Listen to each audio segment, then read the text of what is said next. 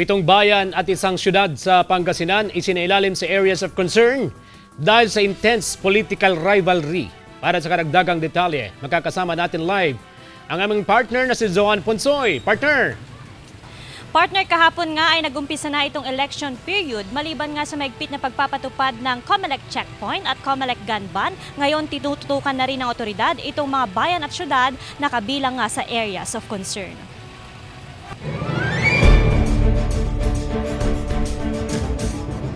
Simultaneous checkpoint operation ay pinatupad ng pulisya at COMELEC kasabay ng pag-uumpisa ng election period kahapon. Total gun ban ay pinatutupad para matiyak na walang karahasang may tatala sa 2019 midterm elections. 7 bayan sa Pangasinan kabilang ang Santo Tomas, Bayambang, Rosales, Sual, Orbistondo, Puzurubio at Balungao kasama ang syudad ng Dagupan ang sinailalim sa election areas of concern ng PNP at COMELEC. Tinututukan ang mga lugar dahil sa intense political rivalry. It doesn't follow na pag mayroong ganun ay ganun kagulo yung lugar. Ang ginagawa po natin, kaya natin binabantayan po ito para hindi po mag-escalate yung problema sa lugar. Nagkaroon ng realignment ng police personnel sa mga nabanggit na bayan at syudad. Isinama rin sa election areas of concern ng Police Regional Office 1 ang mga bayan ng Sudipen at Balawan sa La Union. Because of the recent event na nangyari doon, no less than yung mga elected officials were a victim of a shooting incident. So titignan natin lahat ito. Paliwanag ng COMELEC at PNP, walang dapat ikabahalang publiko sakaling napasama sa election areas of concern ang kanilang mga bayan at syudad. Let's consider all places as iwas para yung mataas yung level of preparedness natin. It doesn't mean to say na maaalarma tayo dapat kapag ang isang bayan ay isang area of concern. Hindi naman dapat natin isipin yun. It's just that tututukan lang natin maigi. Mapayapang eleksyon ang hiling ng mabotante sa lahat ng mga nais magsilbi sa bayan. Hirap talaga kung magulo, iba yung tahimik madam kasi walang mangyayari pag nagkakagulo yung bawat isa sa mga kandidato madam. Manalo-matalo dapat maging sport lang sila. Dahil di naman lahat nananalo. Kasama si Henry Duminsil, ako si Joan Ponsoy, naghahatid ng Balitang Amyanan.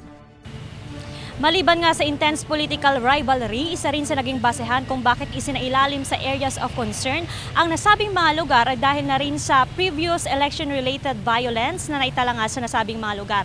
Pero ayon na rin sa Police Regional Office 1 at Pangasinan Police Office, flexible daw ang kapulisan. Hindi raw kasi nangangahulugan na final list na ito ng mga areas of concern na kanilang isinailalim, lalo't bagamat hindi nila hinihiling na maging magulo sa ibang lugar, ay malaki raw kasi ang posibilidad na mas nagiging mainit nga ang sitwasyon sa mga bayan at syudad habang papalapit ang araw mismo ng botohan sa May 13. So posible raw, partner, na madagdagan pa itong areas of concern.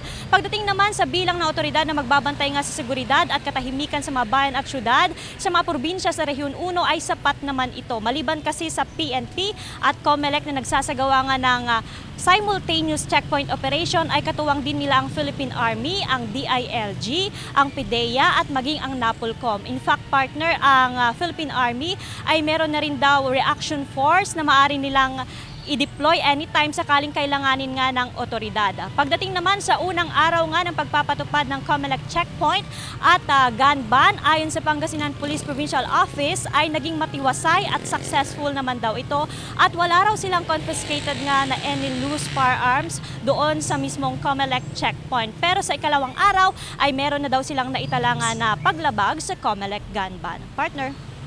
Partner, anong klaseng pagtutok o pagbabantay ang gagawin ng Philippine National Police sa mga lugar na nasa ilalim ng areas of concern? Ang ibig kong sabihin, ano ang kaibahan nito sa mga lugar na wala sa areas of concern? Alam mo, partner, kung matatandaan natin, bago pa itong election period ay meron na tayong augmentation force nga mula sa Police Regional Office 1. Gaya na nabanggit natin kanina, realignment ng police. Ibig sabihin, mas marami raw na pwersa ng kapulisan ang ide-deploy sa mga areas of concern. Ulitin natin, hindi naman daw ito magulo. This is just to adjust na wag nang mag-escalate nga kung sakaling merong ang awayan na mangyayari doon sa mga lugar nga na merong naitalang previous election-related incidents nga sa nasabing lugar. At kung sakali man daw, ay maaari ding magdagdag ng pwersa ng Philippine Army doon sa mga lugar para matiyak na merong mas karagdagan karagdagang seguridad nga na ipapatupad sa nabanggit na mga lugar dito sa probinsya ng Pangasinan. Alright, maraming salamat, partner.